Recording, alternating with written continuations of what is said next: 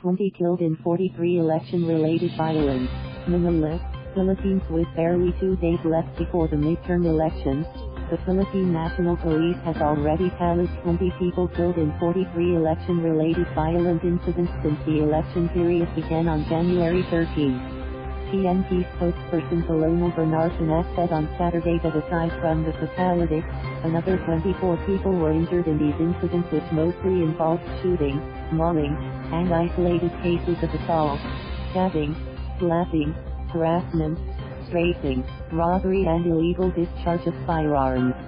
The PNP earlier underscored that the number of violent incidents and casualties over the pre-election period has been far lower compared to the same period in 2013, which saw 142 victims in 94 incidents, and 2016, with 192 victims in 106 incidents.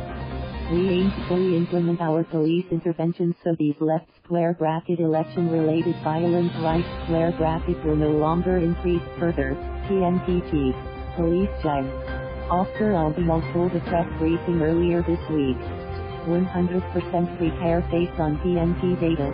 Election-related violence in 2013 and 2016 continued on election day and even up to the close of the election period in June, though these were fewer than the pre-election period. We assume that we are 100% prepared left square bracket for election day right square bracket, but of course we cannot say that our preparation is foolproof. The only time we can say that is after election itself, if the turnout is good and peaceful, the PNP chief said. 946 hotspots. Authorities have also so far identified 946 towns and cities as election hotspots, with 3 areas placed under the control of the Commission on Elections: Comelec, Moises Padilla in Negros Occidental, Cotabato City in Maguindanao and Daraga Town in Albay Province.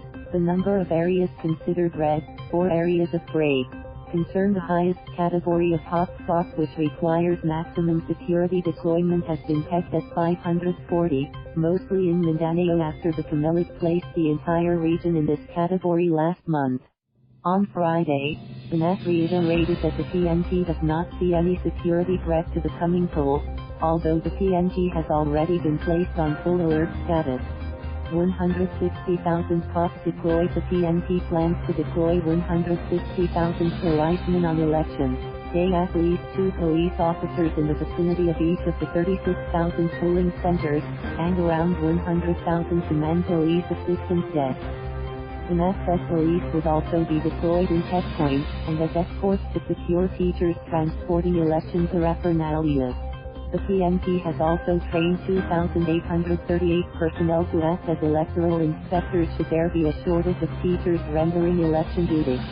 In a radio interview on Saturday, Banac likewise reminded the public of the liquor ban, which will be implemented on Sunday. So, drinking in public places, selling liquor are no longer allowed until midnight of May left square bracket 14 right square bracket. We will implement this in left square bracket the next right square bracket 48 hours. Ban on firearms. An earlier ban on firearms over the election period until June 12 yielded nearly 5,000 firearms and more than 42,000 other deadly weapons, causing the arrest of 5,316 people. Meanwhile, the Armed Forces of the Philippines, which will support the police on Monday, has also declared a red alert status in all military camps nationwide starting Friday. This declaration is to ensure that our troops and all 8FP personnel are ready to act on any emergency and thwart all possible threats that may rise. We are ready to respond appropriately for the honest, orderly and peaceful conduct of elections, said 8FP Chief of Staff Gen. Benjamin Madrigal Jr. in a statement over the weekend. Over the past week, the 8FP has sent off 98,000 8FP personnel for election security duty. For more election stories, thank you for watching. Please subscribe.